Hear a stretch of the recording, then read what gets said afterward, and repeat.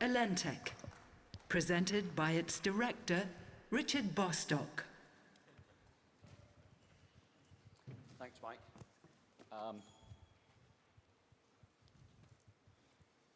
Right. Food has got a lot of water in it. Microphone, please. Sorry, my apologies. It's on already. Yeah, thank you. Okay, food has a lot of water in it, and a lot of food is wasted. The estimates vary, but we're talking millions of tons of food, agricultural waste going into landfill, creating greenhouse gases. Supermarket policies don't always help. Okay, so Mike's been talking about the work we're doing with them. The objective there is to improve the overall efficiency of farms, reduce landfill, and reduce global warming gases. But there are a lot of byproducts that come out of this type of process. Alongside the work we're doing with Mike, we're also working in the mining industry in Wales, and we've been doing some test work with Natural Resources Wales, looking at the outflow from disused metal mines, of which there are around 1,300 abandoned mines just in Wales alone. They outflow, the water fills up in the mine, the outflow that comes out into the streams, lakes, rivers, pollutes, kills fish, damages the environment, and there is very little that is being done about it because it's very difficult to control. This is not a standard production process. This is driven by weather processes, it's driven by local environmental conditions, and for instance, Paris Mountain, which is the subject of a major research funding project that we've recently been awarded, discharges its estimated 231 tons of metals each year into the Irish Sea through a range of rivers and streams, and large stretches are significantly polluted with the resulting loss of fish stock and various other byproducts. So, the whole point of what we're doing is to be able to clean the water at the point of discharge. And in doing that, we use this process of electrochemistry called electrocoagulation.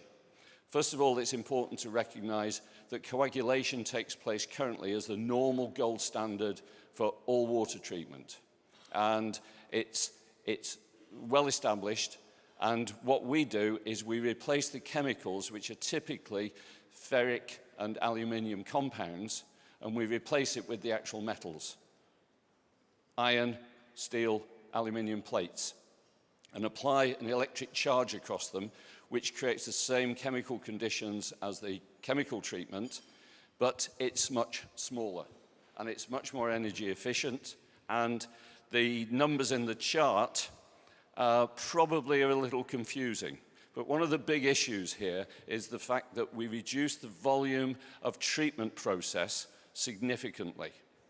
And the purpose of this is to demonstrate that if that was our steel equivalent, you would need 41 of those in chemical processing to actually have the same effect.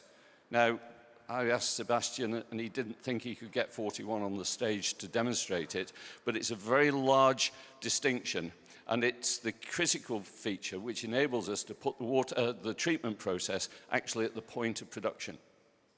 And that's the key process here. These cells that are in the dosing stage are relatively small, maybe a meter high, and they process very efficiently. I will move on.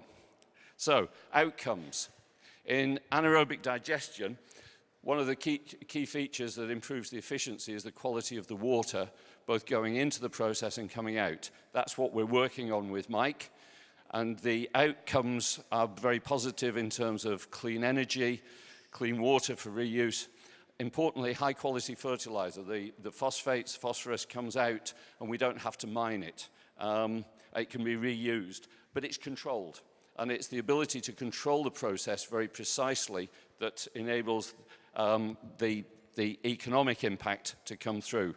In the mines, We have a system which is already developed.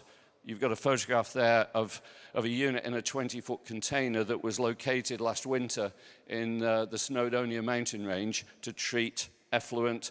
And if you took that 230 tons and converted it, then we have... This can go right across a range of industries. We're looking at fish farms, marine applications, and we've done work in whiskey distilleries.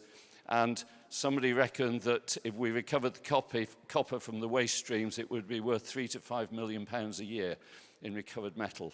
And thank you.